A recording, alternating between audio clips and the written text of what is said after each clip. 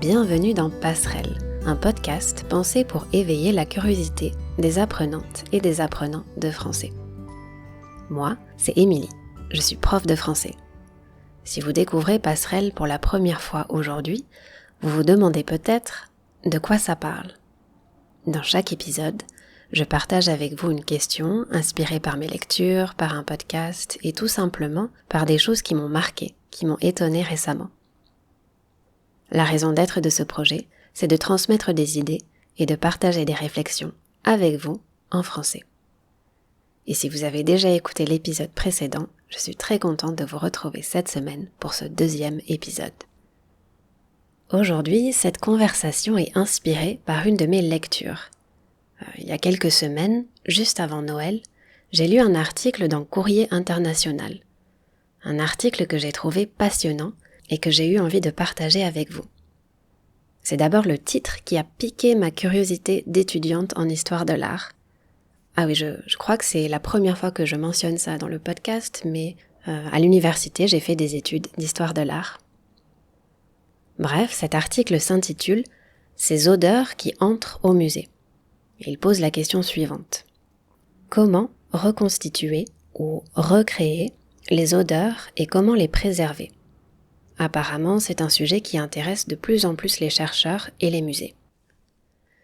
Effectivement, je trouve que c'est vraiment pertinent de se poser une question comme « Est-ce que, dans un siècle, on se souviendra encore de l'odeur des vieux livres, par exemple ?»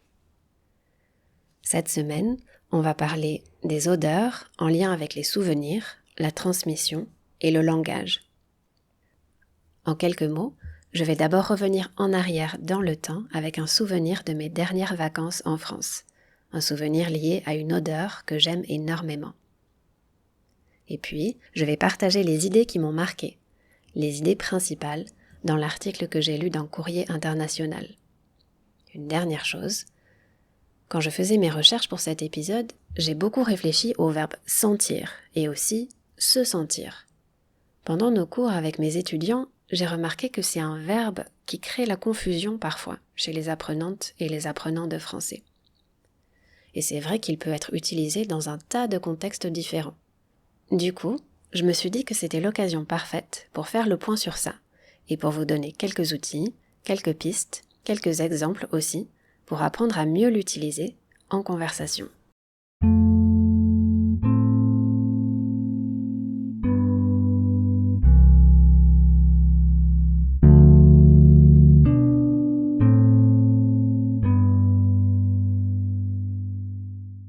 Alors, parlons des souvenirs pour commencer. Au moment où j'enregistre cet épisode, nous sommes en janvier 2021. Il y a exactement un an, en janvier 2020, j'étais en France. Je passais quelques semaines là-bas. C'est assez rare pour moi d'être en France à cette période de l'année. Mais, quand j'ai la chance de retourner dans le sud-ouest en hiver, une des choses que j'aime le plus, avec le fait de pouvoir passer du temps avec ma famille bien sûr, mais une des choses que j'aime le plus, c'est de voir et de sentir les mimosas en fleurs. Vous savez ce que c'est, les mimosas ? Ce sont des arbres qui fleurissent en hiver. Leurs fleurs sont jaunes. Elles dégagent une odeur très agréable, à mon avis. Elles dégagent une odeur, je pourrais aussi dire qu'elles libèrent une odeur très agréable. Cette odeur me manque à Taïwan, parce que, à ma connaissance en tout cas, il n'y a pas vraiment de mimosas ici. En soi, il n'y a pas grand-chose à dire de plus, mais dans la région d'où je viens, en France, j'ai plein de souvenirs qui sont associés à ces fleurs. Des souvenirs de balades, des souvenirs de trajets en voiture aussi, parce que souvent, ces arbres ont été plantés le long des routes. Pour visualiser un peu, vous pouvez imaginer un long boulevard avec des arbres de part et d'autre. De part et d'autre de la route, ça veut dire de chaque côté de la route. Et du coup, c'est un peu un souvenir récurrent.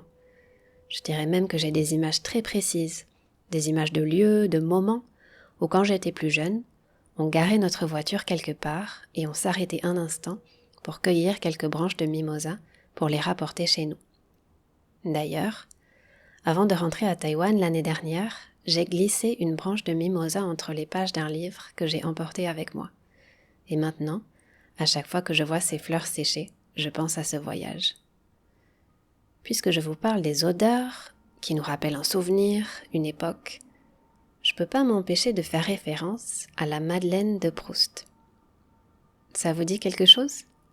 Marcel Proust est un écrivain français du XXe siècle, et la Madeleine, c'est un petit gâteau. Proust, dans un de ses livres, décrit une scène où le personnage principal trempe une madeleine dans une tasse de thé. Et il décrit comment, grâce à l'odeur et au goût de cette madeleine, le personnage se souvient avec une grande précision d'événements et de souvenirs liés à son enfance. Cette expression est devenue si populaire qu'on l'utilise dans le langage courant. Quand on y pense, je trouve que c'est assez incroyable comment, simplement grâce à une odeur, on peut accéder à des souvenirs aussi détaillés. C'est peut-être pour cette raison que c'est si important de les préserver, les odeurs. D'ailleurs, c'est quoi votre Madeleine de Proust, à vous ? Moi, je pourrais dire que ma Madeleine de Proust, c'est l'odeur des mimosas. Je vous laisse réfléchir à cette question et j'ai hâte d'entendre vos réponses. Bon, passons à la suite. Est-ce que vous vous souvenez de l'article dont je vous ai parlé tout à l'heure, celui sur les odeurs qui entrent au musée ? Au début de l'article, la journaliste écrit que l'odorat est certainement le sens le plus difficile à préserver. Les études qui s'intéressent aux odeurs sont un domaine en plein essor, autrement dit un domaine qui se développe beaucoup, un domaine en pleine croissance actuellement.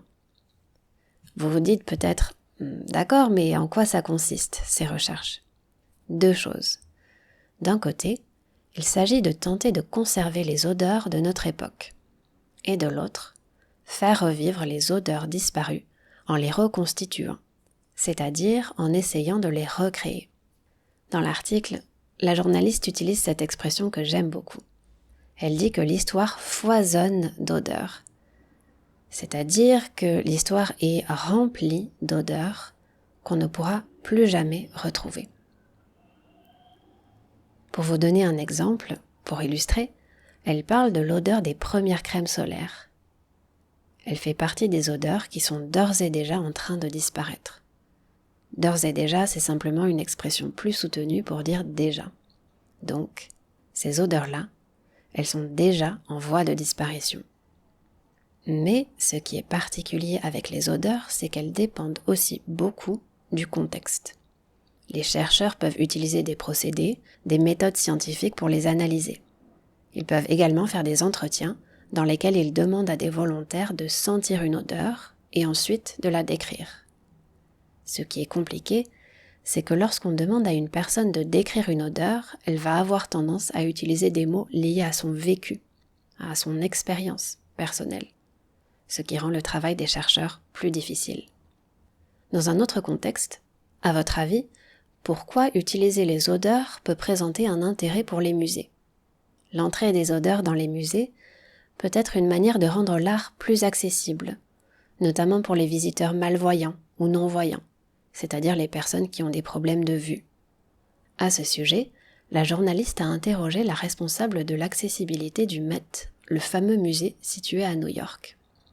Dans l'article, elles ont discuté du rôle important des musées dans ce domaine, et notamment dans les manières alternatives d'encourager un public plus large à s'intéresser à l'art. C'est une question sur laquelle les musées planchent depuis quelques années. Une petite digression avant de finir sur le vocabulaire. J'ai noté cette phrase dans l'article parce qu'il me semble que c'est intéressant de discuter du verbe plancher. Les musées planchent sur la question. Plancher sur quelque chose, ça veut dire travailler dur sur quelque chose. Dans un autre style, vous avez peut-être déjà entendu l'expression « avoir du pain sur la planche ». Je pourrais dire que les musées ont du pain sur la planche pour améliorer la situation avec l'accessibilité. Avoir du pain sur la planche, c'est tout simplement une expression qui signifie avoir beaucoup de travail à faire. Voilà, c'est tout pour cette digression. Alors, passons à la troisième et dernière partie de cet épisode, où je vais partager avec vous quelques réflexions sur l'utilisation, ou plutôt sur les utilisations des verbes sentir et se sentir en français. Et plus largement, comment parler des odeurs en français. c'est parfois difficile d'en parler. Je ne sais pas si c'est une chose que vous avez remarqué, mais par exemple, pour les couleurs, il existe des noms de couleurs simples, comme le bleu, le rouge, le vert. Il y a aussi des noms composés, comme le rouge tomate ou le bleu ciel. Mais il n'y a pas véritablement de nom pour les odeurs. Quand on veut parler de ce sujet-là, on va plutôt avoir tendance à utiliser des adjectifs.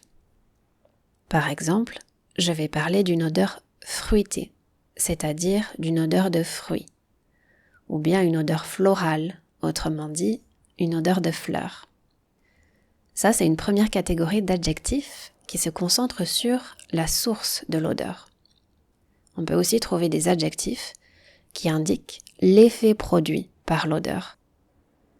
Je peux vous donner quelques exemples avec les adjectifs en able, comme insoutenable. Une odeur insoutenable, c'est une odeur qu'on ne peut pas supporter. Ou alors, les adjectifs qui se terminent en, comme irritant. Et vous pouvez également utiliser des expressions beaucoup plus subjectives. Un exemple, ça sent l'orange ou ça sent le parfum de ma mère. Voilà. Maintenant où j'y pense, je connais un nom pour désigner une odeur spécifique. Le pétrichor, ça vous dit quelque chose ? Vous savez, quand il pleut après une longue période de chaleur, il y a une odeur particulière dans l'air. Et ça s'appelle le pétrichor. Il y a encore plein d'expressions que je pourrais citer. Mais le but ici, ce n'est pas de faire une liste exhaustive. Je vous en propose quand même une dernière avec l'expression « mettre quelqu'un au parfum ». Vous avez une idée ? Mettre quelqu'un au parfum signifie informer quelqu'un au sujet de quelque chose. Et maintenant, le plus important pour finir, le verbe sentir.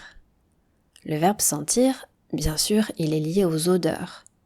On peut dire « j'aime sentir l'odeur du pain grillé le matin ».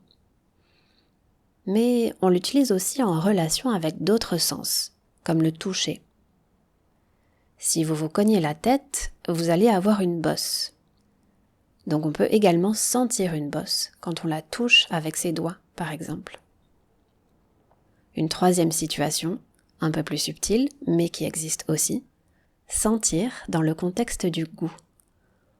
On peut sentir un goût fruité quand on boit certains types de café, par exemple.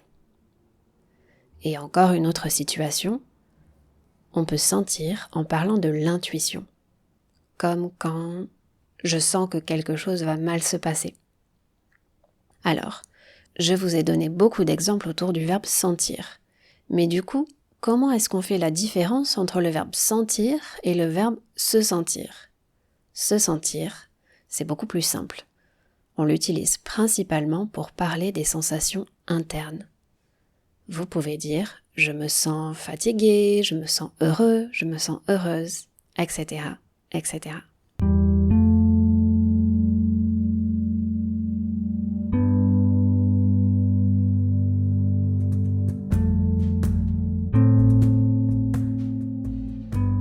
Je crois qu'on a fait le tour de la question des odeurs.